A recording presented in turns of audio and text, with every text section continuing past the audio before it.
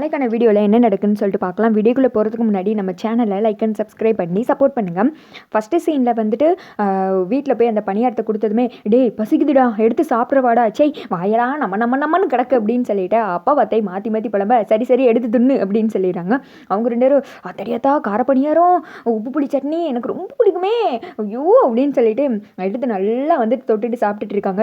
சிவபாலா உனக்கு வேணாமா அப்படின்னு சொல்லிட்டு அவங்க அண்ணே சொல்ல, அண்ணா எனக்கு வேணாண்ணே நானும் சாப்பிட்றேன் அப்படின்னு சொல்லிட்டு சிவபாலன்னு சாப்பிட்டுட்டு இருக்காங்க.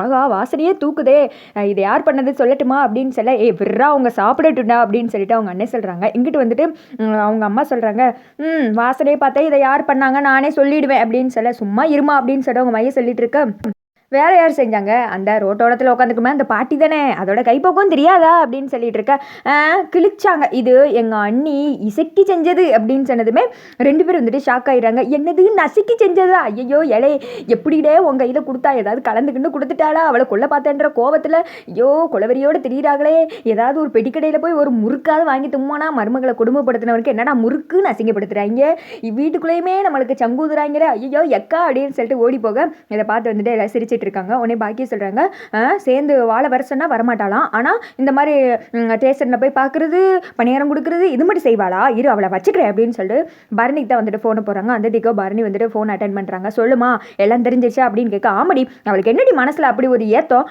இப்பதான் புருஷனை இவ்வளவு தூரம் பிடிச்சிருக்குன்னு சொல்லிட்டு தெரியுதுல, அப்புறம் என்ன கூட சேர்ந்து வந்து வாழ வேண்டியதானே அப்படின்னு சொல்ல, அம்மா அவ இடத்துல இருந்து யோசித்து பாருமா, புருஷன் மேல உசுர் வச்சிருக்காத்தா, ஆனா அண்ணன் மேல அதை விட உசுரா இருக்காளேம்மா, நீ கூடி சீக்கிரம் அவளுக்கு அவளோட நிலைமையை எடுத்து சொல்லி நான் அங்க வாழ வர வைக்கிற புரியுதா அப்படின்னு சொல்ல, சரிடி எப்படியாவது அவளை இங்கே வரவைடி அப்படின்னு சொல்லிட்டு அவங்க அம்மா சொல்கிறாங்க. அடுத்த சீனில் சண்முகம் அவங்க யாருக்கிட்டே வந்துட்டு ஃபோனில் பேசிகிட்டு இருக்காங்க. அப்போ வந்துட்டு அவங்க அப்பா சத்தமாக வந்துட்டு சாமி கும்பிட்டுட்டு இருக்காங்க. அவங்க பொண்ணுங்கள்லாம் அங்கே தான் நின்றுட்டு இருக்காங்க. பரணி அங்கே தான் நிற்கிறாங்க. ஃபோன்லாம் வந்துட்டு பேசி முடிச்சுட்டு, ஏப்பா மெதுவாக சாமி கும்பிட மாட்டியா, ஏன்ப்பா இப்படி பண்ணிக்கிட்டு இருக்க அப்படின்னு சொல்ல, சும்மா இருடா மக வந்துட்டு எவ்வளோ பெரிய சந்தோஷத்தை கொண்டு வந்திருக்கா அப்படின்னு சொல்ல, வீராவா அப்படின்னு கேட்டதும், ஆமாண்ணே எனக்கு போஸ்டிங் கிடச்சிருச்சு, அடுத்ததுலேருந்து நான் வேலை பார்த்து சம்பளத்தை அப்பா கையில் கொடுக்குறேன், அப்பா நீ உட்காந்து எண்ணிக்கிட்டே இருண்ணே அப்படின்னு சொல்ல, இந்த திக்கா வந்துட்டு சண்முகம் ஷாக் ஆகுறாங்க.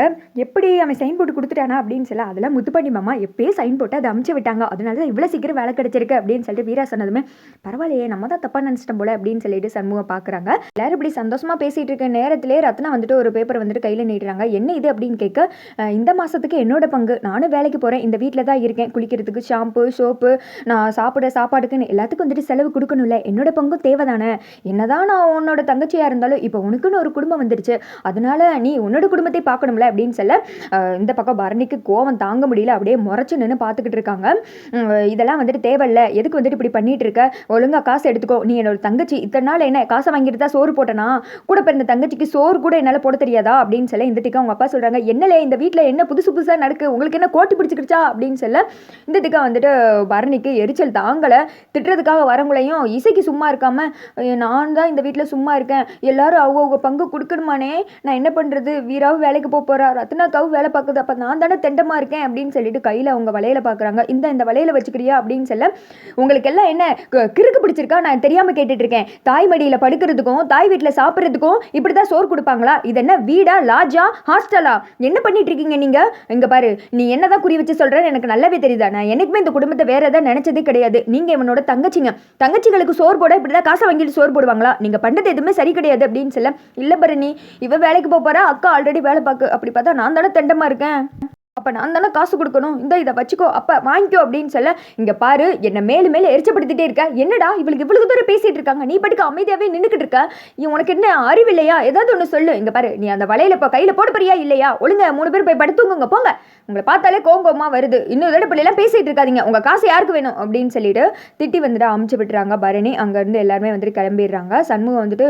ஒரு மாதிரி யோசனையில இருக்காங்க. என்னதான் அம்பானியை யானை மேலே வச்சு கொண்டு போய் என்னதான் அலங்காரம் படுத்தினாலும் விளக்கமாத்துக்கு பேர் வேற ஆயிடுமா, உன் தங்கச்சி என் வீட்டுக்கே வாழ வந்தாலும் இந்த மாதிரி தான் விளக்கறி தான், ஓ வீட்டில் என்ன விளக்கறியா தானே இருக்கா அப்படிலாம் சொல்லியிருப்பாங்களா, அதெல்லாம் யோசித்து பார்த்துட்டு ஃபீல் பண்ணிகிட்டே இருக்காங்க. அப்போ வந்துட்டு பரணி வர்றாங்க. என்னடா நான் தெரியாமல் கேட்டுட்டு இருக்கேன், உன் தங்கச்சிகள் என்ன வர இப்படி பண்ணிட்டு இருக்காங்க, ரத்னா என்னடா உனக்குன்னு ஒரு குடும்பம் இருக்கு, அவன் என்ன தானே சொல்லிட்டு இருக்கா, சொல்லு, நீ எதுவுமே பேசாமல் அப்படியே நின்றுட்டு இருக்க, இசைக்கு என்னன்னா அதுக்கு மேலே கோட்டிக்காரி மாதிரி பண்ணிட்டு இருக்கா, எனக்கு இதெல்லாம் வர நடக்கிறதெல்லாம் பார்த்தா பத்திக்கிட்டு வருது அப்படின்னு சொல்லிட்டு இருக்க, அவ சொல்றது சரிதானே, வீட்டில் இருக்கிறதுக்கு காசு கொடுக்கணும்ல அப்படின்னு சொல்லி இசைக்கு வந்துட்டு அதை கேட்டுடுறாங்க. அண்ணனே இப்படி சொல்லிட்டாங்கன்னு கொடுங்கன்னு சொல்லிட்டு விறுவிறுன்னு வலையில கழட்டி என்னென்ன சொன்னால் வீட்டில் இருக்கிறது காசு கொடுக்கணுமா இந்த காசு அப்படின்னு சொல்லிட்டு விறுவிறுன்னு அங்கேருந்து கிளம்பிடுற இவன் வேறு எது சொல்கிறாண்டி அப்படின்னு சொல்ல இல்லடி எனக்கு எல்லாம் புரிஞ்சிச்சு இது எனக்கும் என் அண்ணனுக்குள்ள பிரச்சனை நீ தலையிடாது அப்படின்னு சொல்லிட்டு இசைக்கு போயிடுறாங்க.